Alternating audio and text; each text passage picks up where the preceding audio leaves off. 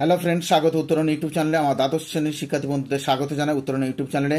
আজকে আমরা শেষ মুহূর্তের রাষ্ট্রবিজ্ঞানের সাজেশন নিয়ে হাজির হয়েছি দ্বিতীয় পর্বে। হ্যাঁ, ঠিক শুনছো, রাষ্ট্রবিজ্ঞানের শেষ মুহূর্তের সাজেশন, মাত্র 7টি এমসিকিউ আজকে এই দ্বিতীয় পর্বে আমরা আলোচনা করব। ভিভিআই প্রশ্নগুলি তোমরা দেখে নেবে। প্রথম পর্বে আমরা প্রথম 3টি অধ্যায় আলোচনা করেছি। আজকে আমরা রাষ্ট্রবিজ্ঞানের লাস্ট অর্থাৎ অন্তিম 3টি অধ্যায় অর্থাৎ ইউনিট 4, ইউনিট 5, ইউনিট 6 অর্থাৎ জাতি গঠনের সমস্যাসমূহ, রাজনৈতিক দলসমূহ এবং দলব্যবস্থা এবং ভারতের বৈদেশিক নীতি, এই 3টি অধ্যায় থেকে তোমাদের সেমিস্টার 3তে রাষ্ট্রবিজ্ঞানের 17টি এমসিকিউ থাকবে, অর্থাৎ 17 নম্বর থাকবে। মাত্র 60টি এমসিকিউ দিয়েছি, সেইখান থেকে তোমরা আশা করি কমন পেয়ে যাবে। আর দেখে নেব আজকের গুরুত্বপূর্ণ প্রশ্নগুলি।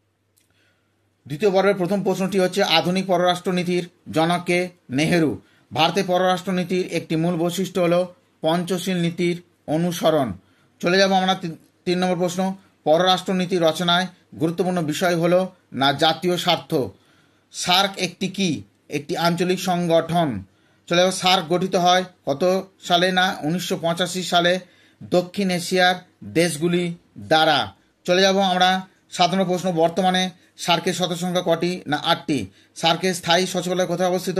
না নেপালের কাঠমান্ডুতে। চলে যাব পরের প্রশ্ন, 9 নম্বর প্রশ্ন, ভারত পাক যুদ্ধ কবে হয়? না 1947 খ্রিস্টাব্দে। চলে যাব 10 নম্বর প্রশ্ন, তাজখন চুক্তি কবে কোন দেশের মধ্যে স্বাক্ষরিত হয়? না 1966 খ্রিস্টাব্দে ভারত ও পাকিস্তানের মধ্যে।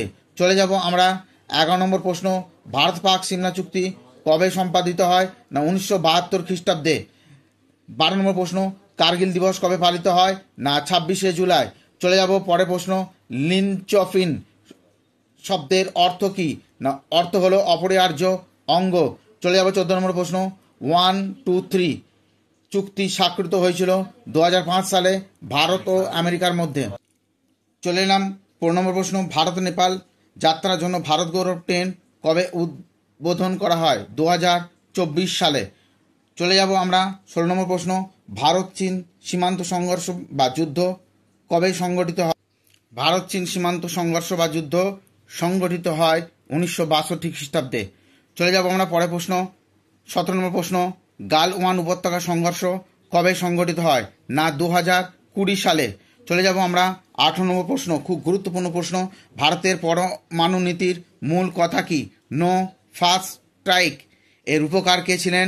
না অটল বিহারী বাজপেয়ী। চলে যাব 19 নম্বর প্রশ্ন, পঞ্চশীলের কথা সর্বপ্রথম ঘোষণা করেন কে? না নেহেরু।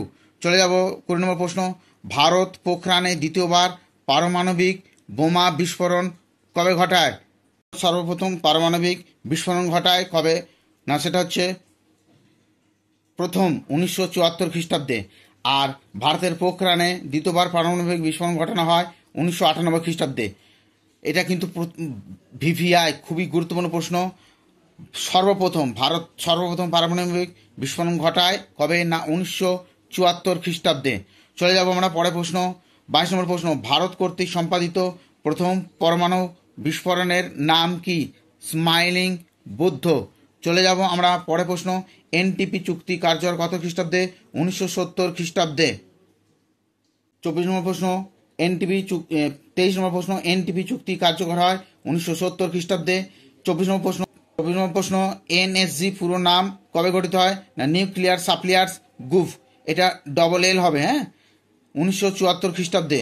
চলে যাব আমরা 25 নম্বর প্রশ্ন, চলে এলাম বন্ধুরা 25 নম্বর প্রশ্ন, ভারত কোন বৈশ্বিক পারমাণবিক চুক্তিতে স্বাক্ষর করেছে? পিটিবিটি। ভিভিআই প্রশ্নটি। চলে যাব আমরা 26 নম্বর প্রশ্ন, রেলস চুক্তি কাদের মধ্যে স্বাক্ষরিত হয়? ভারত রাশিয়ার মধ্যে। রেলসের full form reciprocal exchange of logistics agreement. চলে যাব পঞ্চশীল নীতি শব্দটি যুক্ত হয় ভারতের পররাষ্ট্রনীতির সঙ্গে। চলে যাব 28 নম্বর প্রশ্ন, ভারত কোন দেশে শান্তিরক্ষা বাহিনী প্রেরণ করে? উত্তর হবে শ্রীলঙ্কায়। 29 নম্বর প্রশ্ন, তিস্তা জলবন্টন সমস্যা ভারত ও বাংলাদেশের মধ্যে। চলে যাব পাঞ্জাবের আকালি দল একটি আঞ্চলিক দল। চলে যাব আমরা পরের প্রশ্ন, ফরওয়ার্ড ব্লক দল গঠন করেন সুভাষচন্দ্র বসু 1939 খ্রিস্টাব্দে। চলে যাব আমার পরের প্রশ্ন, ভারতের সংবিধান সংশোধন করে দলত্যাগ বিরোধী আইন প্রণয়ন করা হয়েছিল কত খ্রিস্টাব্দে? না 1985 খ্রিস্টাব্দে। চলে এলাম 35 নম্বর প্রশ্ন, সর্বপ্রথম দল ব্যবস্থার উদ্ভব ঘটে কোথায়? না ইংল্যান্ডে। চলে এলাম 36 নম্বর প্রশ্ন, একদলীয় রাজনৈতিক অবস্থা পরিলক্ষিত হয় কোথায়? না চীনে। চলে এলাম 37 নম্বর প্রশ্ন, দ্বিদলীয় ব্যবস্থা দেখা যায় কোথায়? না মার্কিন যুক্তরাষ্ট্রে এবং ব্রিটেনে। চলে যাব পরের প্রশ্ন, রাজনৈতিক দলের একটি কাজ সরকার ও জনগণের মধ্যে যোগসূত্র স্থাপন করা। চলে যাব আমরা 39 নম্বর প্রশ্ন, ভারতীয় জাতীয় কংগ্রেস প্রতিষ্ঠিত হয়েছিল কত সালে? না 1885 খ্রিস্টাব্দে। ভিভিআই প্রশ্নটি খুবই গুরুত্বপূর্ণ।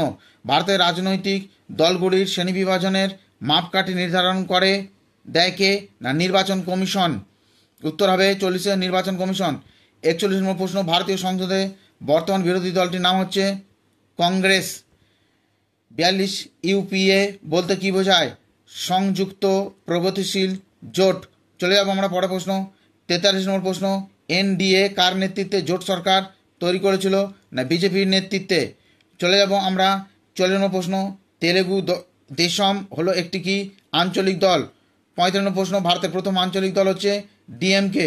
46 নম্বর প্রশ্ন, ভারতের রাজনৈতিক দল ব্যবস্থা কিরূপ? না বহুদলীয়। মুসলিম লীগের জন্ম হয় 1906 খ্রিস্টাব্দে। কর্ণাটক রাজ্যের পূর্ববর্তী নাম কি ছিল? মহীশূর। 49 নম্বর প্রশ্ন, মিত্র মিশন ভারতে আসে, এটা মিত্র নাম মন্ত্রী মিশন হবে, দুঃখিত স্পেলিং মিস্টেক, ওটা মন্ত্রী মিশন হবে। মন্ত্রী মিশন ভারতে আসে কত খ্রিস্টাব্দে? না 1946 খ্রিস্টাব্দে। চলে এলাম 51 নম্বর প্রশ্ন, ভারতের স্বাধীন ভারতের প্রথম রাষ্ট্রপতি ডক্টর রাজেন্দ্র প্রসাদ। সীমান্ত গান্ধী নামে পরিচিত কে? খান আব্দুল গফর খান। স্বাধীন ভারতের শেষ গভর্নর জেনারেল কে ছিলেন? না চক্রবর্তী রাজা গোপালচারী। চলে যাব 54 নম্বর প্রশ্ন, 1940 সালে জিন্নাহ কোন অধিবেশনে দ্বিজাতি তত্ত্ব প্রদান করেন? লাহোর অধিবেশনে। মনে রাখবে এটা কিন্তু জিন্নাহ 1940 খ্রিস্টাব্দে। ভারত প্রজাতান্ত্রিক রাষ্ট্রে পরিণত কত সালে? 1950 সালে 26শে জানুয়ারি।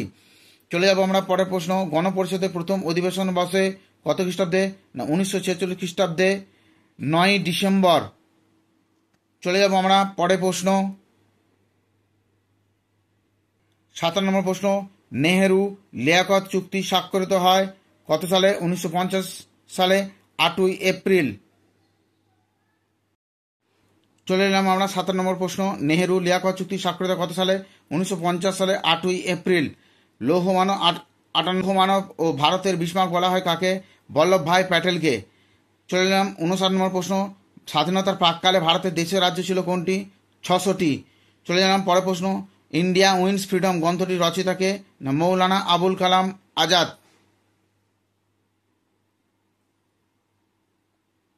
এই 7টি প্রশ্ন দিলাম বন্ধুরা, তোমরা বাড়িতে সুন্দর করে একটু পড়াশোনা করো।